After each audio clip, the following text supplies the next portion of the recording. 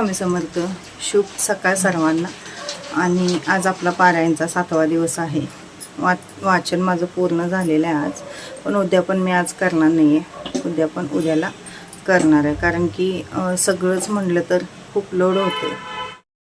कसं होतं बघा, पारायण चालू असलं की आपलं वाचन, परत आरत्या, यामध्ये पण वेळ जातो. त्यामुळं वाचनाला कमीत कमी रोजचं 2 तास लागतात. 2 तास वाचनाला गेले, त्यानंतर आरती असते आणि मग नंतर आपली देवपूजा आहे, ते घरातलं सगळे काम म्हणतो खूप वेळ होतो. म्हणून मग आज उद्या पण काय नाही करणार आहे मी, उद्याला करणार आहे. चालतं 7 दिवसाचं. 7 दिवस वाचन झाल्यानंतर पण आपण दुसऱ्या दिवशी उद्या पण केलं चालतं. त्यामुळे आज काही करणार नाही. एक सुवासिनी सांगणार आहे मी. आता ज्या नेहमीताई असतात त्यांनाच सांगते. हे बघू शकता तुम्ही, बाजार काल आणून ठेवलेला आहे दुकानचा. अजून किराणमाल बाजार असतो तो काल आणून ठेवलेला आहे. अजून बाजार मी भरून ठेवलेलं नाही. तसंच्या तसंच आहे तिथंच. हे म्हणायला लागलेले, ते काय भरून ठेवतीस की नाहीस असं म्हणायला आलेले. मी म्हटलं भरते, कारण की हे तर व्हायला पाहिजे. आणि विष्णू सहस्रनाम संध्याकाळी वाचायचं असतं. संध्याकाळची आरती असते. दुकानात नाही येऊन काल मग मी जवळजवळ 8 ते 8:30 झालेले. त्यानंतर मग विष्णू सहस्रनाम वाचलं आणि आरती केली. आता जे केंद्रात वगैरे जात असेल ती म्हणा संध्याकाळी 8ला आरती कशी काय केली, पण मी माझ्या वेळेनुसारच आरती करते.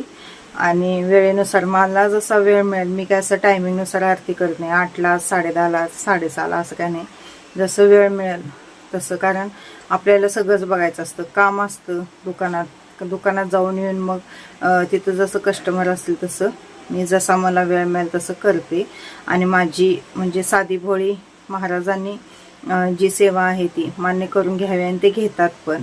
कारण शेवटी ते आपले गुरु आहेत, लक्षात ठेवा. गुरु कधी शिष्यांना हे करत नाहीत, आणि ती आपली आई आहे, त्यामुळं ती कधी कोपत नाही. फक्त आपण जे काही करतो, भले नामस्मरण करा, काय वाचा, ते फक्त आपल्या मनपूर्वक पाहिजे, लक्षात ठेवा. नाहीतर उगाचच वाचायचं म्हणून वाचायचं, दुसरं करते म्हणून आपण करायचं, यात काय अर्थ नसतो, लक्षात ठेवा. जे तुमचं आत्ममन सांगते तू हे कर, ते कर, तेच तुम्ही करत जावा. कारण शेवटी करून घेणार हे महाराज असतात, आपण कोण करणार आहे. जी काही सेवा होते ती त्यांच्या इच्छेनेच होते. एखाद्याच्या मनात असून सुद्धा होत नाही, आणि एखाद्याच्या मनात नसून सुद्धा ती होऊन जाते. शेवटी ती त्यांची इच्छा असते, लक्षात ठेवा.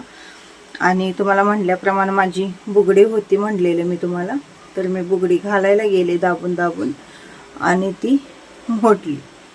2 ग्रॅमची बुगडी होती, ती मोडली. आणि मी मग काय केली, ती दिली, आणि त्यात बसत्या तेवढीच नवीन बुगडी आणलेली आहे. दाखवते मी तुम्हाला. भयंकर सोन्याचा दर वाढलेला आहे. त्या बुगडी मी 7,500ला घेतलेली होती ती, तर त्या बुगडीचा आता 20,000 रुपये झाले. विचार करू शकता. सोनं एवढं जर घेऊन ठेवलं असतं आधी, तर आता खूप उपयोगाला आलं असतं. पण एवढं काही डोक्यातच आलं नाही, आणि त्यावेळी परिस्थिती पण नव्हती. त्यावेळी आम्ही 1 मणी मला यांनी दिवाळीला 5 मणी दिलेले बघा. साडी घेण्याऐवजी मणी आणून दिलेले, 500 रुपयाचे 5 मणी आणून दिले. आता तो 1 मणी 700 ते 800 रुपयाला झालेला आहे. विचार, 5 मण्यांचं किती झालं बघा. 7 5 35 3,500 रुपये झाले. 500 कुठं आणि 3,500 कुठं, किती पट्टीनं वाढलं बघू शकता तुम्ही. त्यामुळं सोन्यात इन्व्हेस्टमेंट केलेली सुद्धा चांगले. फक्त इन्व्हेस्टमेंट म्हणूनच करायची, खरं घालण्यात सोनं काय आता राम नाही. आणि मला बुगडीची खूप हौस होती म्हणून मी त्यावेळी केलेली. ते पण मी थोडं पैसे देऊन बुगडी केलेली. असं काय एकदम 7,500 काही दिलेले नव्हते. थोडं 500,000 असं देऊन ती बुगडी केलेली. सोनं कधीही केलेलं उपयोगाला येतं बघा. साड्या वगैरे घेण्यापेक्षा पण असं वाटायला आले मला आता, 1,000 रुपयाच्या, 1,500च्या, 2,000च्या आपण साड्या घेतो, पण त्याच्यापेक्षा सुद्धा आपण सोनं घेतलं असतं बरं झालं असतं असं वाटायला आले. आता मी सकाळी ज्यांना म्हटलं, तर इथनं पुढं साड्या घ्यायच्या नाहीत. 1,000 रुपयाचा असून दे, 700 रुपयाचा मणी आहे, 700 रुपयाचा 1 मणी आणून ठेवायचा. खरं साड्या अजिबात घ्यायच्या नाहीत. आहेत त्या सगळ्या फाटून देत म्हटलं. कपड्यामध्ये पैसे इन्व्हेस्ट केलेले सगळे वाया जातात. सोन्यात वगैरे केलेलं त्याचं डबल तिब्बल होतं बघा.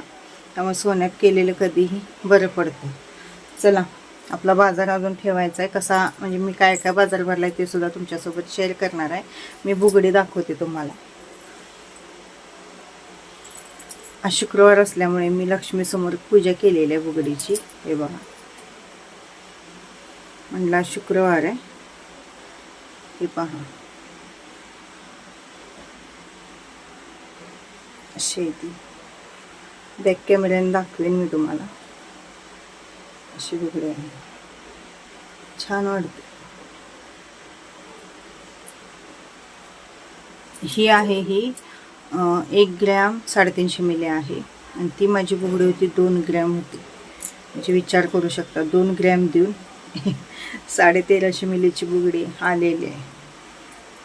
चला जाऊन दे म्हणलं, आपली हौस होत्या त्यातच समाधान मानायचं. शेवटी काय जाताना न्यायचं आहे का, म्हणून एवढा जास्त कशाचा विचार करत बसायचं नाही. काय घातलं, काय खाल्लं पिलं त्यात आलं म्हणायचं आणि रिकामं व्हायचं.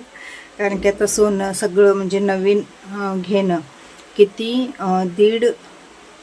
दीड मिली फक्त वर घ्यायला ते 4000 रुपये एक्स्ट्रा म्हणले. 1.5 काय 2 मिली फक्त वर घ्यायला 4000 रुपये एक्स्ट्रा म्हणले. मी म्हटलं राहून दे, आहे त्यातच बसवा आणि द्या तिकडं, उगाच काय म्हणतात त्यातलं हिवाय नको, राहून दे म्हटलं मी. व 200 मिली ते घ्यायला वरचं तेवढे 4000 रुपये द्यायला नकोत म्हटलं. बॅक कॅमेऱ्याने दाखवते मी तुम्हाला बुगडी कशी आहे ती. आणि आज आपला विषय खास नाही तर महिन्याचा किराणा कसा भरावा. आता महिन्याचा किराणा हा म्हणजे प्रत्येकाच्या घरात जी माणसं आहेत किंवा माणसांची संख्या आहे त्याच्यावर अवलंबून असतं. त्याच पद्धतीने प्रत्येकाच्या घरातल्या आवडीनिवडी, त्या आवडीनिवडी काय आहे त्याच्यावर अवलंबून असतं. म्हणजे एकेकांच्या घरात फळभाज्या जास्त खाल्ल्या जातात आणि एकेकांच्या घरात पालेभाज्या खाल्ल्या जातात. फळभाज्या पालेभाज्या खाल्ल्या जातात आणि एकेकांच्या घरात कडधान्य जास्त खाल्लं जातं. मग कडधान्य ज्यांच्या घरात जास्त खाल्लं जातं त्यांचा बजेट थोडा जास्त असू शकतो ह्याचा, काय बोलते, किराणा मालाचा. आणि ज्यांच्या घरात फळभाज्या पालेभाज्या अशा खाल्ल्या जातात तर त्यांच्या घरात थोडासा बजेट कमी असू शकतो आणि कडधान्य कमी लागतं. असं म्हणजे असू शकतं, प्रत्येकाच्या घरातल्या याच्यानुसार असू शकतं. परत पाहुण्यांचं येणं जाणं त्याच्यावर सुद्धा म्हणजे अवलंबून असतं. आणि प्रत्येक स्त्रीचं नियोजन कसं आहे स्वयंपाकाचं त्याच्यावर पण अवलंबून असतं, लक्षात ठेवा. म्हणजे एक बायका खूपच शिजवतात, म्हणजे माणसं 3 आणि ढीगभर शिजवून ठेवतात, मग ते मात्रच होतं. त्यामुळं सुद्धा बाजार जास्त लागतो, लक्षात ठेवा. त्यामुळं आपल्या घरात किती माणसं आहेत त्यांना किती लागतं त्याच्या अंदाजानुसार शिजवणं हे सुद्धा खूप महत्त्वाचं आहे. नाहीतर उगाच ढीगभर शिजवायचं आणि गटरीला टाकून द्यायचं. नाही तर काही स्वस्त नाही, लक्षात ठेवा. मात्र करण्यात अजिबात काही राम नाही. एखाद्या वेळेस कमी पडलं तरी चालतं, पण जास्त करत जाऊ नका अशी म्हण आहे बघा. की म्हणजे खाऊन मस्तीला यावं पण टाकून मस्तीला कधी येऊ नये. म्हणजे कसं होतं, लक्ष्मीसुद्धा म्हणत असते, मला काढ केरातनं, मी तुला काढते रेणातनं. म्हणजे मी तुला कर्जातनं मुक्त करते, मला केरातनं काढ असं म्हणत असते. धान्यसुद्धा ते. त्यामुळं आपण ज्यावेळी धान्य कचऱ्यात, मी तर बघा 4 दाणं जरी काय खाली पडलेलं असलं, तांदूळ असून दे, गहू असून दे, ज्वारी असून दे, तर त्यातलं 2-3 दाणं वेचून घेते मी आणि आपल्या धान्यात टाकते, पाया पडून टाकते. कारण की म्हणजे ते धान्यसुद्धा आपल्याला शाप देत असतं आपण कचऱ्यात ज्यावेळी टाकतो त्यावेळी. त्यामुळं आपण कचऱ्यात अन्न असून दे किंवा धान्य असू दे हे कचऱ्यात टाकायचं नाही. परत धान्यात पण एकेकांना खेळ करायची खूप सवय असते बघा, हात घालून खेळ करणं वगैरे. खेळसुद्धा धान्याबरोबर कधीही करायचा नाही. त्यामुळं जसं आता किराणा माल भरताना सुद्धा प्रत्येक घराची ही पद्धत वेगवेगळी असू शकते. आता आमच्या घरात 3च माणसं आहेत आणि आमच्या ते येणं जाणंसुद्धा फार कमी आहे. म्हणजे कोणी येत नाही जास्त, कारण आमचं घर लांब असल्यामुळे येत नाही. आणि येणाऱ्यांना या म्हणते मी, नाही येणाऱ्यांना म्हणजे लांब असून पण ज्यांना भेटायचं आहे ती येऊ शकतात, लक्षात ठेवा. पण ज्यांना यायचंच नसतं ती काहीतरी कारणं सांगत असतात, लांब आहे हे आहे ते आहे म्हणून असं सांगत असतात. सगळ्यांचीच घरं लांब असतात, ते सगळ्यांची घरं स्टँडवर नसतातच. आता आमच्या इथं घर पण स्टँडपासून किती लांब आहे, खरं आम्हाला भेटायचं आहे म्हणून आम्ही जातोच. पण आई आमची अशी सांगत असते, नाही बाई तुझं घर लई लांब आहे म्हणून मी येत नाही, हे नाही ते नाही असं सांगते आणि तू स्टँडवर ये, तुझं भेट. हां, मग आता तिला ते कारण सांगायचं म्हटलं, ते स्टँडवर बोलेल तर मी स्टँडवर जाते आणि स्टँडवर भेटून येते तिला. तुला यायचं असेल तर ये, नसेल तर राहून दे म्हणते मी. काय आता न येणाऱ्या माणसाला आपण ओढून आणू शकत नाही, लक्षात ठेवा. आणि ज्याला पाहिजे आहे ते आपली मुली कुठं पण राहून दे, ते येतात. एकेकांची घरं मळ्यातनी सुद्धा केवढ्या लांब असतात पण ती जातात. ज्यांना यायचं नाही ते नाही येत. आणि मी कुणाला जास्त फोर्स पण करत नाही की या म्हणून, कारण आम्ही बोलवणार आणि ते नाही तर आपल्याला पण ते कसतर वाटतं. त्यामुळं मी पण जास्त कुणाला फोर्स करत नाही की माझ्या घरला तुम्ही याच म्हणून. असून दे. चला मी काय काय बाजार भरलाय काय नाही ते दाखवते. कसं असतं बघा, ज्या खराब होणाऱ्या वस्तू आहेत, खरं म्हणजे शक्यतो वर्षभराचं सामान एकदम घेतलेलं खूप बरं पडतं. कारण जेवढं आपण जास्त क्वांटिटीने घेऊ तेवढं आपल्याला ते स्वस्त दरात पडतं. त्यामुळे ते पण साठवण्यासारखी आपल्या घरात जागा पाहिजे आणि वाळवून वगैरे ते ठेवावं लागतं. शक्यतो ज्वारी असेल गहू असेल हे वर्षभराचं घेतलेलं बरं पडतं. आणि तांदूळसुद्धा 25 किलोचं पोतं मिळतं. 5 किलो जर महिन्याला लागत असली तर म्हणजे एक 5 महिने तर ते आपल्याला 25 किलोचं पोतं जातं. साखर वगैरे सुद्धा आपण वर्षाची घेऊन ठेवू शकतो. गूळ वगैरे सुद्धा आपण वर्षाचं एकदम घेऊन ठेवू शकतो. वाळवण वगैरे ठेवलं तर चालतं. त्या धान्यासनी पण आपण पावडर वगैरे लावून ठेवलं तरी सुद्धा काही हरकत नसते, चांगलं राहतं. फक्त आपलं ठेवणं तितकं चांगलं पाहिजे. आता गूळ घेतला तर त्याला मुंग्या लागू नयेत, तो व्यवस्थित राहावा, पातळ होऊ नये याची काळजी घेतली पाहिजे. कारण गुळाला पॅकिंग व्यवस्थित करून ठेवावं लागतं. आणि त्याची कसली पावडर अशी मिळते बघा, ती पावडर त्यात घालून ठेवायची म्हणजे गुळ पातळ होत नाही आहे असा, किंवा कीड वगैरे पण त्याला लागत नाही. आणि साखरेला पण मुंग्या होऊ नये, ती साखर म्हणजे घट्ट होऊ नये. हवा लागली की साखर घट्ट होते, त्यामुळे ती पण काळजी आपण घेतली पाहिजे. परत ज्वारी वगैरे घेतली तर त्याला कीड म्हणजे उशी वगैरे होऊ नये, आळी वगैरे होऊ नये याची काळजी घेतली पाहिजे. व्यवस्थित वाळवायला पाहिजे. त्यात कडुलिंबाचा पाला असेल किंवा आपलं ती बोरी पावडर असेल ती सगळी लावून व्यवस्थित ठेवावी लागणार. ती बोरी पावडर लावत असताना पण धान्य आधी वाळवायचं, ते गार होऊन द्यायचं आणि मग त्याला बोरी पावडर आणि लिंबाचा पाला घालून झाकून पूर्ण पॅक ठेवावं लागतं. आणि ज्यावेळी आपण काढतो त्यावेळी सुद्धा कुठलं म्हणजे ओला हात असून दे किंवा आपण जे भांडं त्यामध्ये घालणार आहे ते ओला असू नये. कोरड्या भांड्यानेच आपण सगळं जेवढं लागते तेवढं धान्य काढणे आणि परत व्यवस्थित पॅक करून ठेवणे हे सुद्धा तितकंच महत्त्वाचं आहे. धान्य घेणं सोपं आहे लक्षात ठेवा, पण ते टिकवून व्यवस्थित ठेवणं तितकंच अवघड आहे. त्यामुळं घ्यायला काय पैसे दिले की लगेच येतं, पण त्याची काळजी व्यवस्थित घेणं नाही. घरात आणायचं आणि मात्र करून टाकायचं, जनावरांना द्यायचं, असे पण भरपूर लोक आहेत. तसं करत जाऊ नका, कारण मग ते कसं होतं, न्हाणीला बोळान दरवाजा उघडा म्हणल्यासारखं आपल्याला म्हणजे कसं होतं, आपण कुठं तर काटकसर करायला जाऊन कुठं तरी ते घालवायचं, मग त्याचा काय उपयोग होत नाही. म्हणून मी जास्त पण आता शेंगदाणे पण आणले तर व्यवस्थित ठेवावे लागतात, म्हणजे ते भाजावे लागतात. भाजल्यानंतर पण त्याला मुंगी लागते. परत तुम्ही हे करून ठेवला असं शेंगदाण्याचं कूट करून ठेवला तरी पण त्याला मुंग्या लागतात. त्यामुळे ते आपण व्यवस्थित ठेवायला पाहिजे, म्हणजे व्यवस्थित खडू वगैरे मारून जिथं मुंग्या लागणार आणि मुंग्या होऊ नये त्याची आपण आधी काळजी घेतली पाहिजे. कारण घर स्वच्छ ठेवलं पाहिजे. जेवढं घर तुम्ही स्वच्छ ठेवाल तेवढं मुंग्या वगैरे होत नाहीत. आणि उन्हाळ्यात शक्यतो मुंगी होते, इतर वेळी काय मुंग्या होत नाहीत सोडा. पण उन्हाळ्यात कसं खाली जमीन तापलेली असते त्यामुळे त्या वर येत असतात. नाहीतर पावसाळ्यात वगैरे काही त्या एवढं म्हणजे मुंग्या होत नाहीत घरात. पण उन्हाळ्यात बघा खाली पूर्ण सगळं तापलेलं असतं, मग त्यांना बसायला जागा नसते, गरम गरम होतं सगळं. त्यामुळे त्या बाहेर येऊन वरती कुठं तर बसतात, असे म्हणजे हे असतं. चला, धान्य घेण्यापेक्षा साठवून ठेवणं, व्यवस्थित ठेवणं, त्याला पावडर वगैरे लावणं हे तितकंच महत्त्वाचं आहे. त्यामुळं तुमच्या घरात जर तशी सोय असेल धान्य ठेवायची व्यवस्थित, म्हणजे त्या पेटारे वगैरे असतात बघा, म्हणजे मोठे चौक डबे वगैरे असतात, ते कुणाकुणाच्या घरात लोखंडाचे पत्र्याचे डबे असतात. तसलं जर काय असलं किंवा प्लास्टिकचे बॅरेल वगैरे असले तर सुद्धा चालतं. तसलं काय असलं, जागा भरपूर असली तर व्यवस्थित ठेवा आणि घ्या. मग वर्षभराचं नसलं तर महिन्याला बाजार भरला तरीसुद्धा चालतो. कारण मला ते सगळं बरं वाटतं महिन्याच्या महिन्याला भरलेला. मला मान्य की वर्षाचा एकदम भरला तर म्हणजे स्वस्त पडतो, पण कसं होतं ते ठेवायला पण आपल्या घरात जागा पाहिजे. त्याच्यापेक्षा महिन्याच्या महिन्याला भरला तेवढंच आपलं संपवलं, परत आणलं, टेन्शन नाही. चला मी काय बाजार आणलं दाखवते. ही पहा, अशी आहे बुगडी.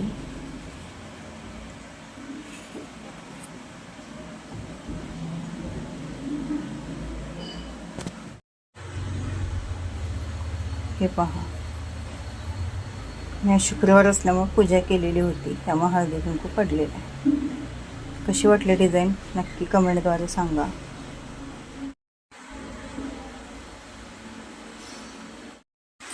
चला मी काय काय आणले ते बाजारात. सगळ्यात आधी आहे ती उदबत्ती पुढे 2.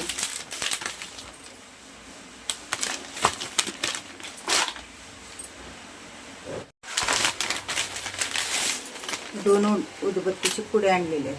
तर यात काय म्हणजे फ्लेवर वगैरे काय नाही आहे. म्हणजे असं काय आम्ही कुठली पण आणून वापरतो, असं काय हीच तीच काय असं वापरत नाही आहे.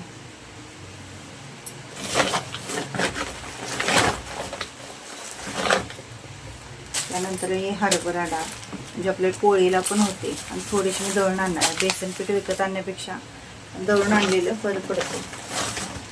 त्यानंतर साबण आहे, 2 डझन साबण आणलेले आहेत मी. एक्स्ट्राच आणते आणि ते काही कुजत वगैरे नाहीत किंवा काही हे होत नाही, ते काही खराब होत नाही. एक टूथपेस्ट,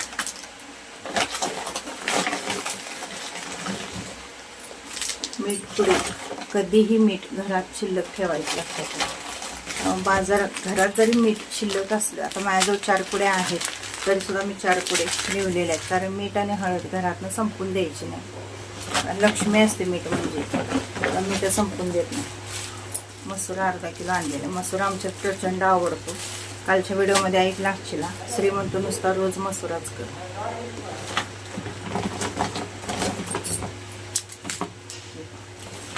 चार पुढे मी मिठाची लिहिलेली.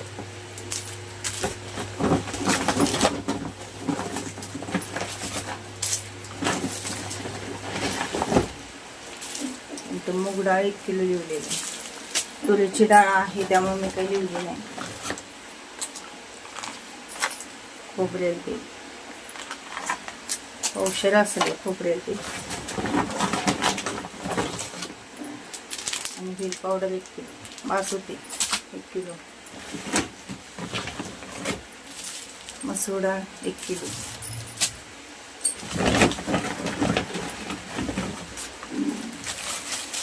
शाबू आधी 1 किलो 1.5 किलो लिहत होते मी, पण आता अर्धा किलोच लिहिले, कारण शाबूच करत नाही मी. कधी तर केली तर, नाही तर मी शाबू बंद केलेले, कारण पित्त एवढं होतं शाबूनं, शाबू करतच नाही. त्यानंतर जिरे 50 ग्रॅम लिवले जिरे मी.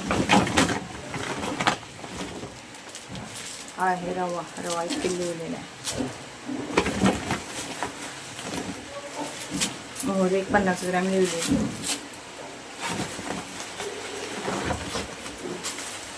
पोहे 1 किलो.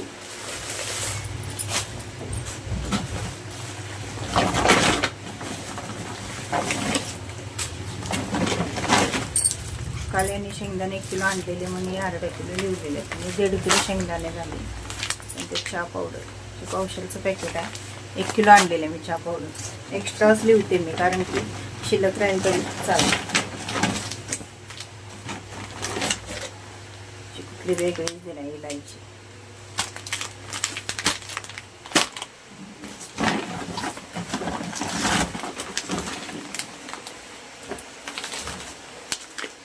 गहू अडकले ते 4 पुढे आहेत चहा पावडरचे. एक वेगळा फ्लेवर दिला आहे.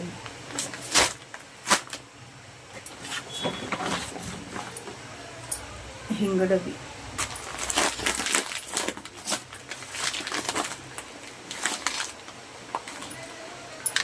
आणि ज्वारी आहे घरात त्यामुळे काय लिहिली नाही.